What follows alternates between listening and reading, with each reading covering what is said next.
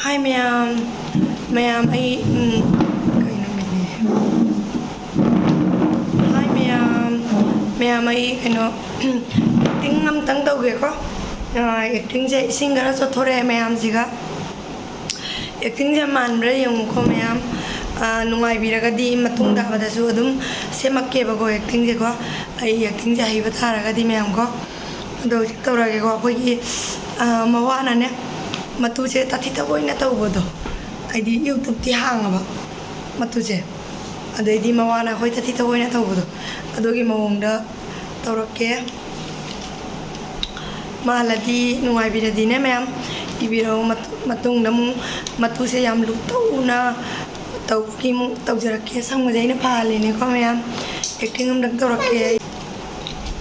haurage doidi ma'am acting je ko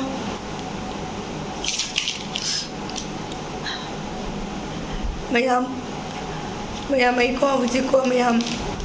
undang dani undang ayingi pungani tare mayam pungani taraga video se lo na semakpani akoi ni pau bandabida ko ado mayam ay sakse ubadas mayam na khangam yani ngasai de kapini mayam mayam ne nusibiduna support tawraga aibu kano पैसा का तो मैं से YouTube तो पैसा संगी ना को पैसा का तो चंगन बीरो मैं कोई नहीं पाना वीडियो हम थंगन पदंगांग मना ऐसी दोरे मैं वीडियो हम थंगन पदंगांग आई लोरे खंबरा फूद के तौरी मैं अदुने मैं दई रिक्वेस्ट मचा हम तो जरी मैं नुसीबीदुना मैं सपोर्ट तौरगा यूट्यूब तगी पैसा फंगी है बसे तंग मांगोंदा प्रूफ तंग पिनिंगे मैं माना साउरीबा मैं से अने कपी से मांगोंदा माना मैं साउदना अने चाइरीबा मैं थी नांगीबा मैं अदो मांगोंदा प्रूफ तंग मैं फंगी नंदी फालतूदा हांगनी खोलिनी वीडियो थांगटपा पीद्रे मैं अदुना मैं नुसीबीदुना ngasi kai kiro ya thado mayam da video ina semjarabani mayam na ngasi haijarabani mayam na nusibiduna ai channel se support tawraga paisa ga da phangan biro mayam aduga ikoi ni pada isu mayam na tawnari sumaina YouTube tagi phangakpa paisa ni kaina sinaradi ma ingonda harawuni mayam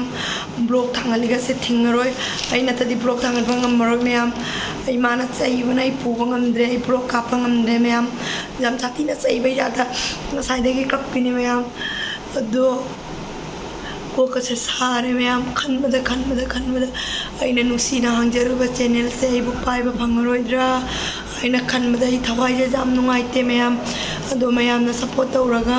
channel sibu pai hen view ai bu ayang pungani da ina noi ki damak se mai ni mayam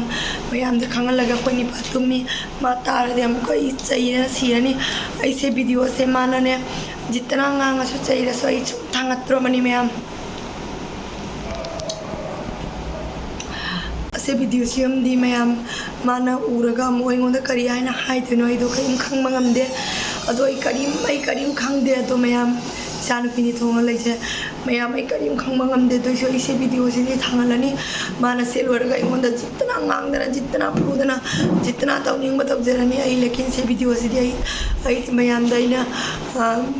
ai gi nungai ta do khangan bagi oina se video sim di ai mayam na thanga charage ado mayam na video se jingbiraga support tawraga mayam ko mai daga se uri thosu masidi ai video se kapte ate natra de sitare ai channel se pai bali kitare na mayam dai khangan jarak pani mayam mitta se lo po me mayam adona mayam na nusibiduna koi ni pata tare tapta tauna no pata ni mayam pungani da ayingi pungani da semak ko video ai sathi na waram madra mayam na su hena khangbiram mani ai channel se nusi man magi mayam se maga dekai rakani video ma thakat pe ade mayam video ma thakat pe ade sahi bana asebu kari no asebu tauna brava noi ki tau brava asebu sahi bana kari ki video thangali no puk doi bu tau bane asebu sumaina bu tauna brava nupi angang thiraga aina pamjaba ki thangalaga ma sumaina bu taure ba mayam khangaba aina noi da phai haido mana phayalli ne ba ma laidana inakta adona matumi aida aina ngasi di loina aseng ma thaktharo bani mayam da ꯌꯥꯝ ꯁꯥꯊꯤꯅ ꯆꯩ ꯌꯥꯝ ꯁꯥꯊꯤꯅ ꯉꯥꯡꯉꯤ ꯑꯩꯉꯣꯟꯗ video ꯊꯥꯡꯒꯠꯍꯟꯗꯦ ꯑꯩ ꯍꯨꯔꯥꯜꯂ ꯊꯥꯡꯒꯠꯂꯤ ꯂꯣꯏꯔꯒ ꯈꯣꯠꯇꯣꯛꯑꯅꯤ ꯆꯩꯕꯅ ꯈꯣꯠꯇꯣꯛꯑꯅꯤ ꯑꯩ ꯆꯥꯛ ꯆꯥꯗ꯭ꯔꯤꯕ ꯑꯗꯨꯅ ꯖꯥꯡ ꯈꯪꯉꯤꯅꯤ ꯃꯌꯥꯝ ꯑꯩꯅ ꯖꯥꯡ ꯈꯪꯉꯤꯁꯦ ꯊꯥꯡꯒꯠꯂꯣꯏꯔꯒ ꯆꯩꯖꯁꯅꯨ ꯍꯥꯏꯅ ꯑꯩ ꯈꯥꯡꯉꯤꯅꯤ ꯈꯪꯉꯕ ꯃꯌꯥꯝ ꯌꯥꯝ ꯋꯥ ꯈꯥꯡꯉꯤꯖꯥꯅꯤ ꯑꯗꯨꯒ ꯃꯌꯥꯝꯅ ꯕꯦꯠ ꯀꯃꯦꯟꯒ ꯄꯤꯔꯛꯄꯗꯨꯗꯤ ꯄꯤꯕꯤꯔꯛꯀꯅꯨ ꯌꯥꯝ ꯋꯥ ꯊꯥꯡꯒꯠꯂꯤꯕ ꯖꯥꯠꯅꯤ ꯃꯌꯥꯝ ꯑꯗꯣ ꯃꯌꯥꯝꯅ ꯅꯨꯡꯁꯤꯕꯤꯗꯨꯅ ꯄꯩꯁꯥꯒꯗꯣ ꯐꯪꯉꯗꯤ ꯑꯩ ꯈꯤꯇꯪ ꯃꯉꯣꯟꯗ ꯆꯥꯎꯊꯣꯛꯅ ꯍꯥꯏꯕꯁꯦ ꯑꯩꯅ ꯅꯪꯅ ꯑꯩꯉꯣꯟꯗ ꯆꯩꯈꯤꯕ ꯃꯌꯥꯝꯅ ꯁꯝꯒꯁꯦ ꯏꯐ ꯐꯩ ꯁꯝ ꯍꯥꯠꯀꯅꯤꯐꯥꯎ ꯈꯪꯗꯕꯤꯗ ꯃꯌꯥꯝꯗ ꯑꯩꯅ ꯚꯤꯗꯤꯑꯣꯁꯦ ꯁꯦꯝꯖꯔꯛꯄꯅꯤ ꯃꯌꯥꯝ ꯑꯩ ꯌꯥꯝ ꯋꯥꯅ ꯁꯦꯝꯃꯛꯄ ꯚꯤꯗꯤꯑꯣꯅꯤꯁꯦ ꯃꯌꯥꯝꯅ ꯚꯥꯏꯔꯦꯜ ꯑꯣꯏꯍꯟꯕꯤꯔꯣ ꯌꯥम वाना सेमजरई मिट माइगसे इपोम पोमे वीडियो से थांगन पे तुंग माना आई हाथ की बसु जाय मैम हाथ की दना वीडियो थांगलक त बसु जाय थे अदोइसु आई से वीडियो सिंदी आइना मयाम द खंगल मगे आइना खंगन जरक वीडियो नि मतुंग द हाथ के हाथ करजनु मैम दोकेन वीडियो सिटी आई खंगल मने आई मागी पुनम खंगलम द्रबनी मैम माना इमोन तौरिबा टॉर्चर मैम जे मैम द छेंग न खंगल मगे आइना कैप्चरक वीडियो नि से अदोनी मैम माना इमोन दा नाम टॉर्चर तौरी मामना त फम का माबु फै हायलिनी मसिदी हायरोय असेंग मखंगल लगे मैम दा मैम मसिदी लोइना ताकथोबनी मैम दा वखल नुंगाइते मैम अदोइसु नुपी अमा ओइना थौना लैना आइना ngasi मैम दा से वीडियो से सेमजरकपनी खंगल लगे आइना जाम नुंगाइतरा सेमकपनी दो मको हौजिति साउनिंगमै मैदुना नुंगाइतबा पुना मांगरे माने एनी फुनिंग फुरसनो सैनिंग सैना हाथ के बसु जाय से वीडियो से माना जेंगगा मा हवत्रि आइरा अयुक्ता अयुंगन खंगदे मा लैतबा मतमदा ऑफिस किबा मतमदा खंगदे अदो मतमदा आइना थांगतकनी वीडियो से आइना ngमनबा थांगतकनी मयाम आइना सेव तौनी आइना एडिट तौगनी ngमनबा थांगकनी आइना मागे असेंग मसिता दिखांगलनी मयामदा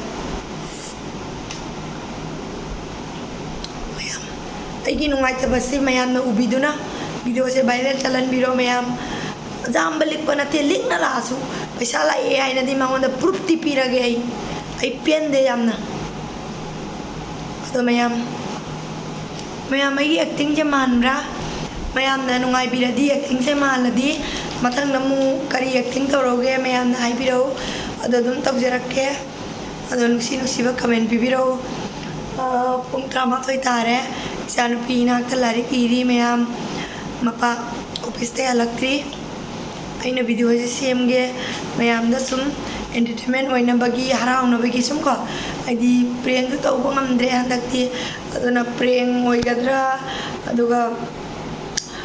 करी आइनी कनो सुम कोई करी आइनी को मैम सु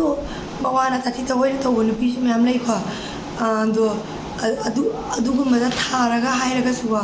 दुमाइना वीडियो से ओइना सेमजरकपनी मैम आइना को इपा पुनमक मानब नते को अदो मैम वीडियो से जेंबिरगा मैमना अमुका आइदी सुमाइना आइदी को एक्टिंग तोहनिंगदी मवाना जामलु तौबा तोहनिंब्रा करम एक्टिंग तोहनिंगदो कमेंट दैबिरो आई तौजरक्के मैम अदैदी मथांजिगा लोइसलगे खोइनिबा लागा नोकना लोरनी मथांगलन थांगलरोदरा खंगदे अदो वीडियो से मथांजिगा लोइसलगे बिरदी नुंगाई बिरदी लाइक शेयर सब्सक्राइब तौबिरमो वायरल चलन बिरो वीडियो से बाय